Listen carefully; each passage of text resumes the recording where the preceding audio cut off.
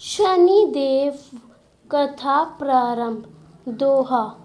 आज्ञा दी गुरुदेव ने दीना शीश झुकाए। कथा कहूँ शनिदेव की भाषा सरल बनाए। सर्वप्रथम श्री सरस्वती को सुमरीन करके गणपति जी को नमस्कार करके तथा अपने गुरुदेव के चरणों में माथा नवा कर मैं श्री शनिदेव जी की कथा प्रारंभ करती हूँ।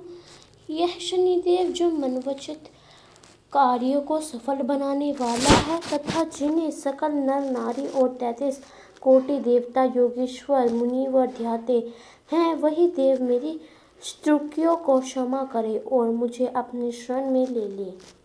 मेरे मन में आपके प्रति आगमन प्रेम है। यह बात स्वर विदित है कि जो लोग शनिदेव को ध्याते हैं उनके सकल मनोरथ सफल होते हैं तथा जो ऐसे देव को भूल जाता है वह इस संसार में महान दुख पाता हुआ नरकगामी होता है और अगले जन्म में पशु की योनि में जाता है। जो कथा में तन मन से कहने जा रही हूँ उसे आप भी सच्चे मन से ग्रहण करें। एक बार संसार में चहुं ओर पूजे जाने वाले नवग्रह एक स्थान पर एकत्रित हुए। परस्पर विधिवत प्रकार से वार्तालाप करने लगे। जब बात घूमती उस स्थान पर आप पहुंची कि हम 9 ग्रहों में सबसे बड़ा और स्वार्थिक पूजनीय कौन देव है, तो प्रत्येक ग्रह देवता स्वयं को बड़ा कहने लगा। इस बात पर जब बहुत देर तक वाद विवाद होता रहा और कोई निर्णय नहीं हो सका, तो यह तय हुआ कि चलकर इंद्र से इसका निर्णय करना चाहिए। सो वह 9 के 9 ग्रह इंद्रदेव के समक्ष उपस्थित हुए। उन सब की बातें सुनकर इंद्रदेव भी सोच में पड़ गए, किसे छोटा कहूँ और किसे बड़ा, किसकी श्रद्धा के पात्र बने और किसके कोप के भाजन। अंत में सोचकर समझकर निर्णय न करते हुए वह बोले, मैं अलग बुद्धि इस बात का निर्णय से असमर्थ हूँ। मुझे तो आप सभी बड़े नजर आते हैं और मैं सभी का आदर सम्मान स्वभाव से करता हूँ। इस पर नवग्रह संतुष्ट नहीं हुए और हठ करने लगे कि इसका निर्णय आपको अवश्य करना चाहिए। तब देवराज बोले, आप लोग मृत्यु लोक में जाइए, वहाँ एक अत्यंत न्यायप्रिय राजा विक्रमादित्य राज्य करता है। आप उनके पास जाइए, वह अवश्य आपका कोई न कोई उचित निर्णय कर देगा। इंद्र से निराश होकर नवग्रह मृत्युलोक में जाने को तत्पर हो गए। देवराज इंद्र ने जब उन्हें वहां जाते देखा तो प्रसन्न होकर चैन की सांस ली। इस धर्म संकट से निकलकर उनके लिए सचमुच ही कितना दुष्कर था, पर अपनी चतुराई से अपने ऊपर आए संकट को राजा विक्रमादित्य पर डाल दिया। उज्जैन नगरी की उन दोनों शहरों की भारत में धाक थी। एक तो वहाँ राजा विक्रमादित्य के दरबार में बड़े बड़े ज्ञानवान लोगों का सम्मेलन होता रहता था, दूसरे उस न्यायप्रिय राजा के न्याय से उज्जैन नगरी का सारे भारत में डंका बजता था। स्वर्ग में जब नवग्रहों का निर्णय न हो पाया तो वह अपने अपने विमानों पर अरुण और मृत्युलोक में आ पहुँचे। ठीक उस समय जब राजा विक्रमादित्य का दरबार ठसाठस भरा हुआ था, तब नवग्रह वहां जा पहुँचे।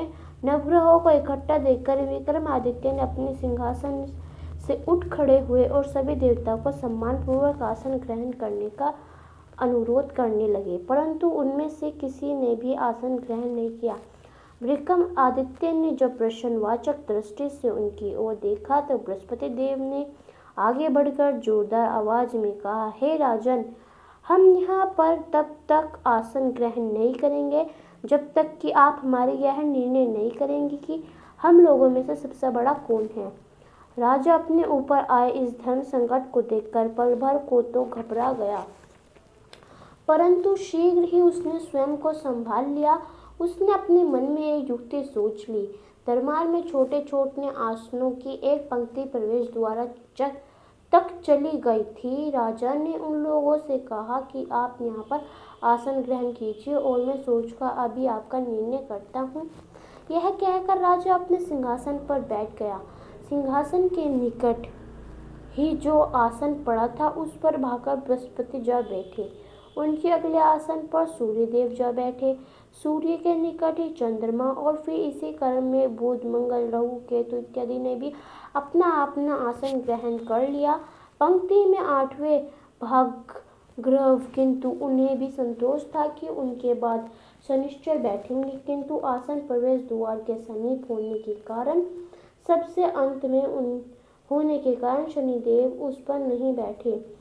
राजा विक्रमादित्य ने सोचा था कि जो ग्रह उस अंतिम आसन पर बैठेगा वह उसी को विनय और दयाशील के आधार पर बड़ा कह देंगे, पर वहां तो बात ही दूसरी हो गई। शनिदेव अति क्रोधी और विकट स्वभाव के देवता थे। जब वह नहीं बैठे तो 8 ग्रह खिलखिलाकर हंस पड़े। अपने इस प्रकार से अपमान होते देखकर शनिदेव की आंखें क्रोध में लाल हो गई और बुटकी तन गई। क्रोध से कांपते हुए बोले, राजन, मुझे वेर लेकर तुमने अच्छा नहीं किया।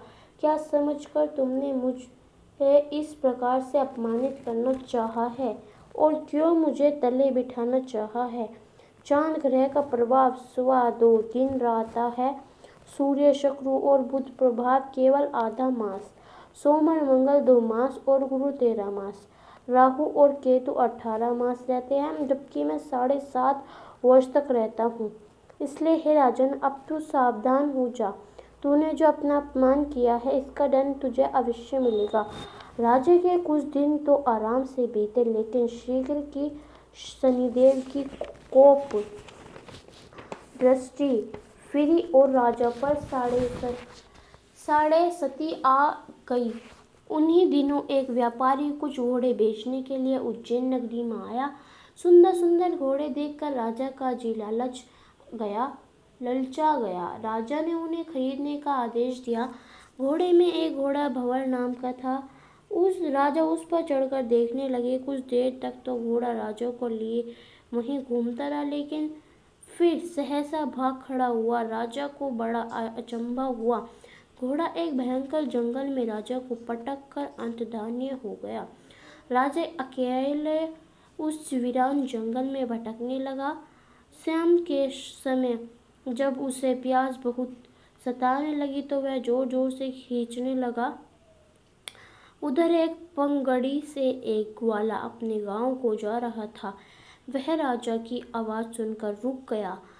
राजा उसके पास गया। ग्वाले से उसकी व्यथा जानकर उसे निकट की नदी पर ले जाकर पानी पिलाया। पानी पीने के बाद राजा स्वस्थ हो गया और प्रसन्न होकर उसने ग्वाले से अपने हाथ की अंगूठी उतारकर दे दी।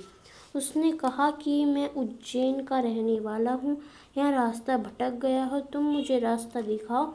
तब ग्वाले उसे अपने साथ गांव में लाया। वहाँ एक मिष्ठान की दुकान पर राजा ने मिष्ठान खा पी कर भूख मिटाई और दुकानदार को भी एक अंगूठी उतार कर दे दी। दुकानदार ने पूछने पर उसने उससे भी यही कहा कि वह उज्जैन नगरी का रहने वाला है, उसके नाम बोना है। फिर वह दुकान के बंद होने तक वहीं बैठ दुकान से बातें करता रहा। उस दिन दुकानदार की बिक्री बहुत हो गई। उसने सोचा, यह भाग्यवान पुरुष है जो इसके आने से आज मेरी इतनी बिक्री हुई है। इसलिए रात होने पर वह उससे बोला कि वह उसके साथ उसके घर चले और साथ ही भोजन भी करे। राजा मान गया। जब वह दोनों घर पर पहुंचे तो दुकानदार की पत्नी ने उनका बड़ा स्वागत सत्कार किया और अतिथि रूप से भोजन तैयार किया। भोजन करते समय एक अद्भुत घटना घटी। जहाँ राजा भोजन कर रहा था वहीं सामने की दीवार पर सोने का एक सतलड़ा हार टंगा हुआ था। उसके पीछे एक चित्र था। सहसा ही वह हारा वहां से अदृश्य हो गया। दुकानदार के यहाँ एक बांदी थी। उसने जाकर घर की मालकिन से कहा, वह खूंटी पर हार नहीं है। जब तक दुकानदार तक पहुंची तो उसने राजा से पूछा। राजा बोला, मुझे तो मालूम नहीं, तुम्हारे और मेरे अतिरिक्त तो यहाँ कोई नहीं था। सच सच बताओ, हार कहाँ है? मुझे नहीं मालूम। राजा फिर बोला, मेरे पास कोई हार नहीं है। जब कोई निर्णय नहीं हो सका तो दुकानदार राजा को उस नगर के राजा के पास ले गया। उस नगर के राजा ने जब विक्रमादित्य की भोली भोली सूरत देखी तो बोला, यह व्यक्ति कभी भी चोरी नहीं कर सकता, और यह कहकर उसने विक्रमादित्य को छोड़ दिया। विक्रमादित्य जब उस नगर में यूं ही इधर उधर घूम रहा था, तब उस नगर के एक तेली ने उससे कहा कि वह उसके यहाँ काम कर ले तो उसे वह रहने को स्थान और खाने को सामग्री भी देगा। राजा मान गया और तेली उसे अपने घर ले आया। वहाँ सारा दिन राजा घानी पर बैठा उसके बैलों को हाँकता रहता और तेली बजाकर में तेल बेचता आता। जब वर्षा ऋतु और मूसलाधार वर्षा होने लगी, तब घाड़ी पर बैठे हुए विक्रमादित्य ने मौज में आकर ऊंचे ऊंचे स्वर में राग अल्पाने आरंभ कर दिया। निकट ही उस नगर के राजा का राजमहल था। वहां खिड़की में बैठी राजकुमारी ने जब राजा का मधुर स्वर में गीत सुना तो वह अपना दिल हार बैठी। उसने अपनी बांदी को पता करने के लिए भेजा। बांदी वहां राजा को गाते हुए देखकर लौटी तो राजकुमारी से बोली कि वहां पर तो कोई नहीं, अति सुकुमार नाम युवक बैठा मस्ती में आंखें बंद किए गा रहा है। राजकुमारी ने सुना तो उसने अन्न जल का त्याग कर दिया। रात तक उसने कुछ भी नहीं खाया तो रानी आकर उसे समझाया, पर वह बोली कि वह तो उस गाने वाले से ही शादी करेगी। रानी ने जाकर राजा से कहा कि राजकुमारी एक तेली पर मोहित हो गई है और उसे ब्याह रचना चाहती है। राजा ने सुना तो बहुत क्रोध हुआ। उसने तेली के घर से विक्रमादित्य को बुलाया, उसके हाथ काट कर जंगल में फिकवा दिए। यह बात जब राजकुमारी को पता चली तो वह और भी अपनी बात पर अड़ग हो गई। बोली, मैंने तो अब उसी को वर लिया है और वह चाहे कैसा भी हो उसे विवाह करूंगी।